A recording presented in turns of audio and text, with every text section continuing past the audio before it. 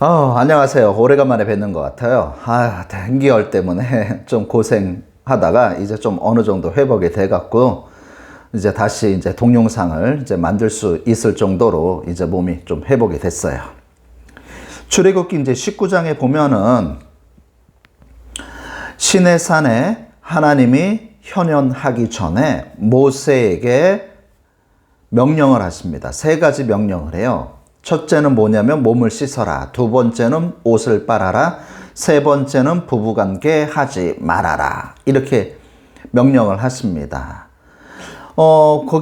거기서 이제 보면 우리가 몸을 씻는 거하고 옷을 빠는 거는 우리도 이제 제사문회가 많잖아요. 그래서 제사 지내기 전에 몸을 씻고 그 다음에 정결한 옷을 입고, 이것은 어느 나라 문화든지 다 똑같은 것 같아요.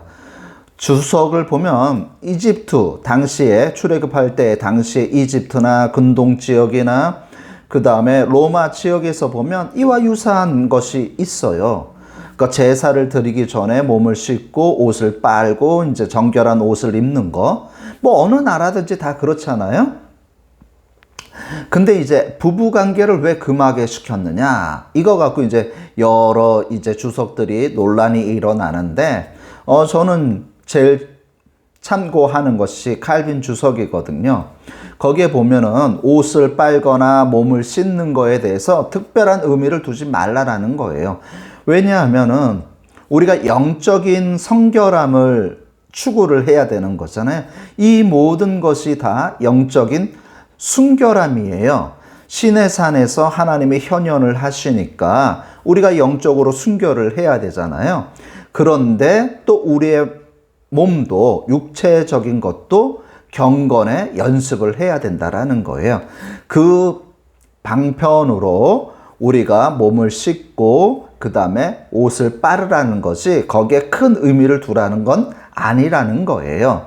경건의 모습으로, 육체의 경건의 모습으로, 그러한 모습들이 또한 어느 정도 유용하게 사용될 수 있기 때문에 몸을 씻고 옷을 빠는 거지, 몸을 씻고 옷을 빠는 것에 어떠한 의미가 있어서 그런 건 아니라는 거예요. 그리고 이제 부부관계를 금지시킨 건 뭐냐면 칼빈이 이렇게 설명을 하는 거예요. 그러니까 일반 다른 주석들에 보면은 그 부부 관계를 끝나고 난 다음에 정액이 부정을 하니까 금지시켰다라고 하는데, 칼빈은 그렇게 얘기하지 않아요.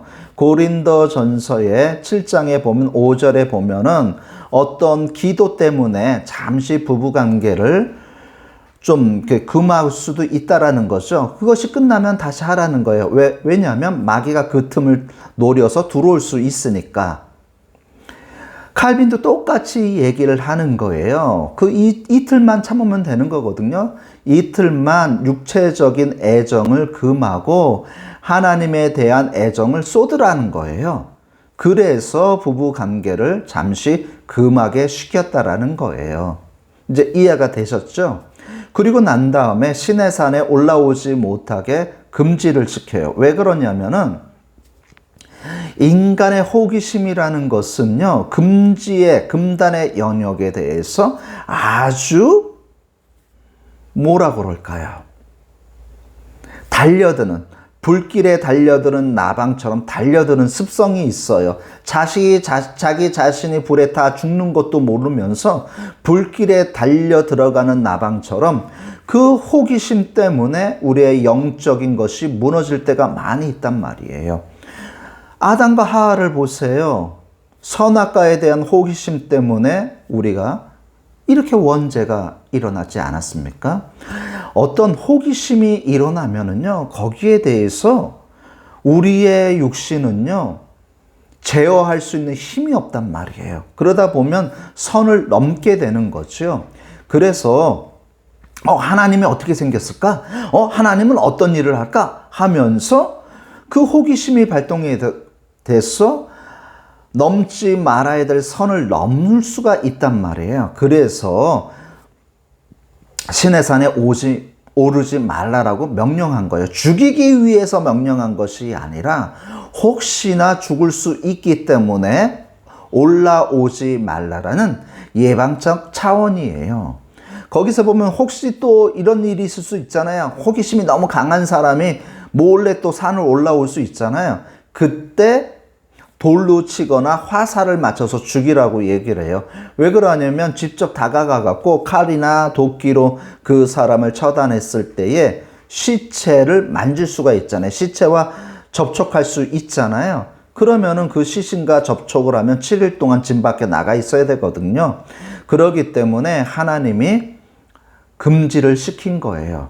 자, 이제 이해가 되셨나요? 이해가 되셨으면 좋겠어요. 다음에 또 뵙겠습니다.